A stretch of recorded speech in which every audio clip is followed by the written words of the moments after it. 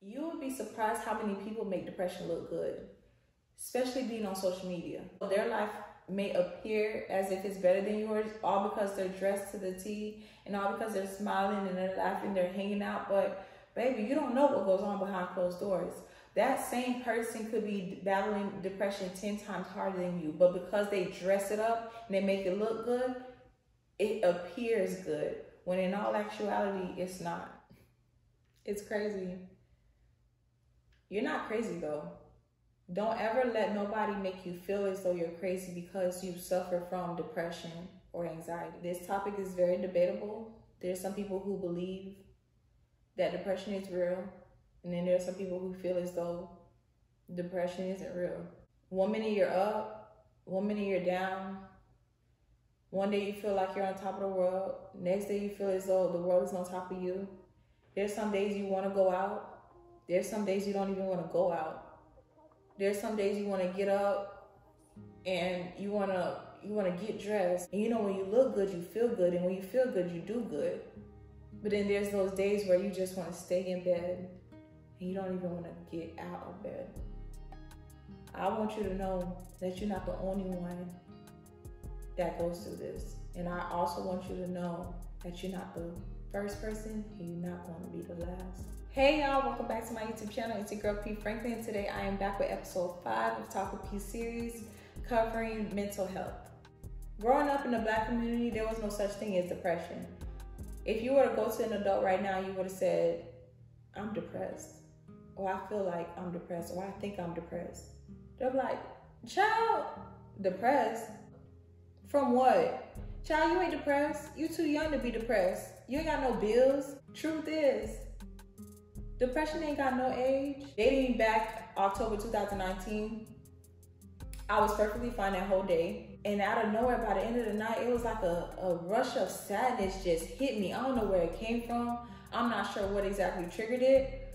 But what I thought to do was let me just go write in my notes and release some of the things that's on my mind. I ended up writing this. Depression is weird. One minute you're on cloud 9, laughing, smiling, and enjoying the high frequency you're vibrating on. And then boom, a rush of sadness grabs a hold of you out of the blue, to where you can't even explain where it's coming from or why it's even attacking you. Day in and day out on this emotional roller coaster. No one really knows what goes on behind closed doors. Sometimes you want to shut the world out, but then have to remember with age comes adulting. With adulting comes trying to heal from childhood traumas that go unspoken, and understanding that sweeping things under the rug is indeed unhealthy. But then you close up when you find an unhealthy listening ear who jabs at your most vulnerable state. Mental health is important. Take that break. Everything else can wait. If not, then it's okay. Depression knows no age, gender, or color, and it's real. But so is knowing that you are loved and you are loved. Keep fighting.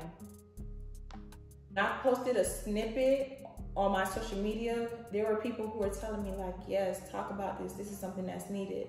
This is for anybody. This whole video segment is for you, to talk about mental health, to get some clarification on depression and anxiety. I did Google the definition of mental health, and it said, mental health includes our emotional, psychological, and social well-being. It affects how we think, feel, and act. Mental health struggles are a real burden, but they are not a burden you should carry alone. There's different types of mental disorders. There's mental disorders where you have mood disorders and you're experiencing depression, you're experiencing being bipolar. There's anxiety disorders, there's personality disorders, there's psychotic disorders where you're schizophrenic, there's eating disorders, there's trauma-related disorders, there's traumatic stress disorders, there's substance abuse disorders. And I'm sure there's pretty much other disorders, but they all tie into mental illness. Being depressed, that's something that I'm gonna target head on, simply because it's something that I can relate to and it's something that I can talk about. I didn't know back then that that's what it was until, you know, when I finally got out of it, I realized like, let me look up these symptoms. And I looked and it's, you know, sure enough, I was depressed. call it self-diagnosing myself if you want to, from Google. We've all been there. There's some people who fall into depression due to lack of money, but just imagine having deeply rooted issues that money cannot fix. There was a point in my career where I wasn't happy. I was depressed. I had X amount of money in the bank. I had a salon open. I did this huge grand opening. I accomplished what I felt as though that's something that I always wanted to accomplish, and I still wasn't happy. There would be nights where I would still stay up, still trying to figure out, why am I still in this dark place? There's something that I want you to know. God always sheds a light where there's darkness, always. The darkness you're experiencing, know that you're not experiencing it by yourself. Even if you tune the world out and you block everybody out of your space at the present moment, you're not answering calls, you're not replying to texts, there's somebody else in that room. Not physically, but spiritually, there's somebody else in that room. I believe in God, so that's who I'm going to use. If you believe in another higher power, this isn't about religion, this isn't about, who to believe and who not to believe, but I believe in God. That's who my higher power is, so that's who I'm going to reference. I felt this person, even though I never met them physically, but it's like at a young age, I was exposed to the spiritual world. So I always felt as though there was a God. I always knew there was a God, even before I was taught that there was a God. Even before I studied the book. Even before I studied churches or I studied people. I just knew that there was a higher power, and I just knew that higher power for me was God. One of my favorite songs growing up was Jesus loves the little children. I always found myself singing that. I remember when my mom would discipline us and I would cry, I'd go sit in the corner and I'd sing that song over and over and over again. So I never at one point, no matter what it was I was going through in life, I never sat there and I blamed God, ever. There's some people who, they lose their faith, and they lose their faith, or they have a lack of faith or a lack of trust when it comes to God, simply because of what they're going through, and they're focused on their reality, and they're not looking past the reality because their reality is cloudy, so they're not able to see past that. And there's some people who are able to see past that and know that, okay, you know what, things will get better. There's some people who are able to stay positive in the midst of their darkness, and then there's some people who they're mentally trained to just automatically think negative. Just because you're a positive person does not mean you don't have negative thoughts. And just because you're a negative person does not mean that you don't have positive thoughts. Sometimes some people are right in between. As positive as I am, there's moments where I find myself drifting deeper and deeper into negative thoughts, and I have to find my way back into positive thinking. The battles that you're going through, always keep in mind that you're not in it by yourself at all. Don't ever think that you've gotten to a point where God has forsaken you. He's never done that, and he never will do that. There's a difference between God causing something to happen and God allowing something to happen. God doesn't cause anything to happen, but however, he does allow it, because he's given us the free will for us to pick and choose what we want and what we don't want. Because God is within you, you have the authority over your life. You have the ability to decide, you know what? Enough is enough. If you do not like what you see, start seeing what you like. Being in a certain environment, keeping a certain job that you're tired of, holding a certain position that you feel that you're not being appreciated. It's so many things that can lead you into depression. Being on social media. So get into the habit of taking care of yourself. Taking care of yourself physically is all good. Taking care of yourself sexually is all good. But two of the things that are very important is taking care of yourself mentally and spiritually. So I'm gonna leave you with some things that you can do in order to take better care of your mental.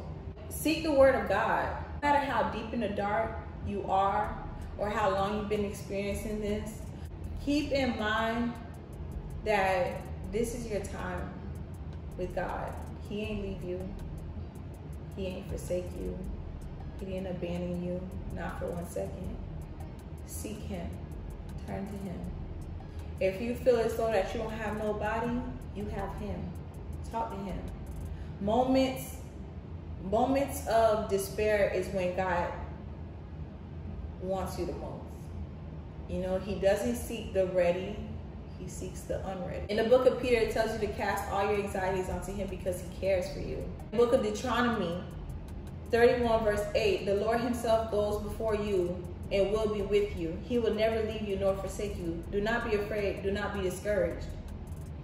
The thing about depression is it can make you feel lonely. It can make you feel like you don't have nobody. It can make you feel like you're in this by yourself, but truth be told, you're not. You have God. There's people who have been placed in your life, seasonal people at that you have given a permanent position in your life. And then you wonder, why is this happening like this? Why is that happening like that? You have to declutter. You have to declutter your mind. You have to declutter your space. You have to declutter your environment. You have to declutter your life.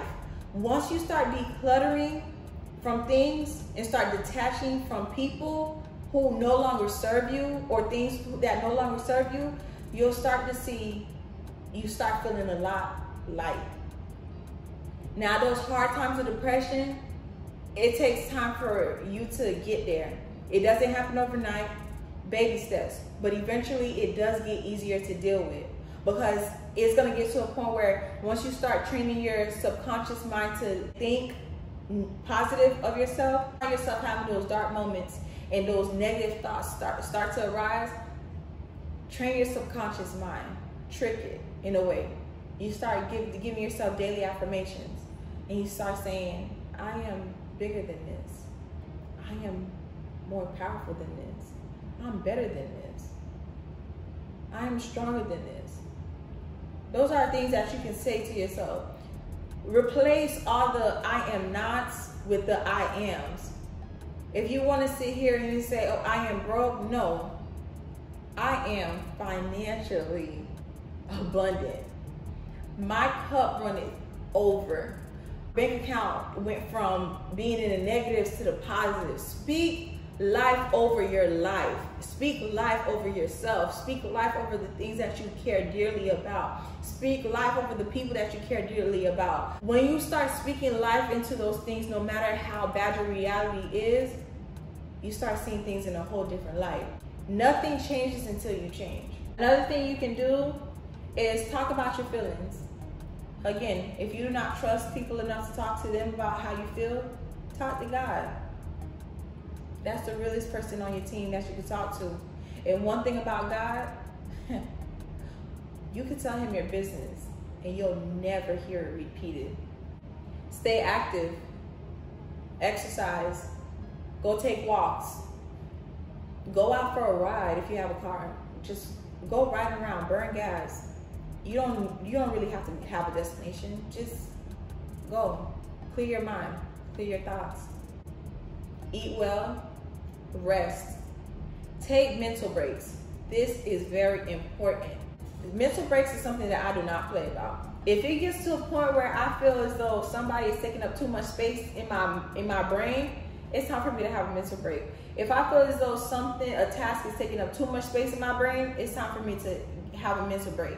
Even when you're on social media, if seeing so much happiness and all this other stuff, knowing that you're feeling down, is bombarding your brain, take a mental break.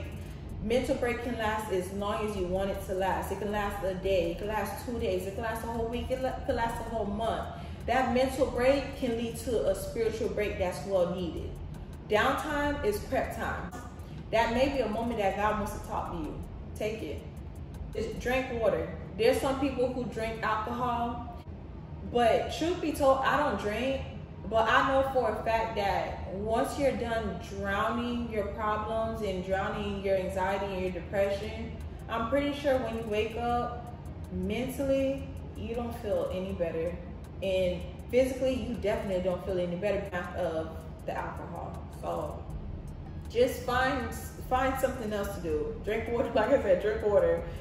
I know it's hard to break out of old habits, but old keys won't open new doors. Keep in touch with people who care about you. That's something you can choose. It's entirely up to you. Ask for help. Don't be afraid to ask for help. I remember when I was pregnant, that was something that I battled with a lot because I was so used to not asking nobody for help. But I grew to be open to help. Like if somebody decided to help me with something, I let them help me. I wasn't like, oh no, I got it. No, like sometimes help is good. Because the thing is, sometimes God may see that you're in a situation where you can't help yourself, so he sends help. And there's some people who mistreat the help that God sent. Then wonder why. Topic for another video. Last but not least, accept who you are. We were created in God's image. Do not let your circumstances determine who you are as a person. Use your downtime to learn you, so that way you can better understand you. Learn you better so you can stop contradicting yourself. You know what you are. You know you're a big deal. Stop letting your current reality affect you mentally and have you forget the promises that God has for you. With everything that you're going through, sometimes you have to ask yourself, will this matter a day from now, a month from now, a year from now, 10 years from now? Will it matter? If it doesn't matter, learn to let it go. To close off this video, I want to read you guys a message. It's an insert from the book that I'm currently writing. It says, all breakdowns aren't intended to be bad. Imagine working your ass off and right at the peak of your big break, you stumble. Everything starts falling apart. You can't seem to understand how you came so far just for you to still feel like you're still far. You're not. Warning comes before destruction.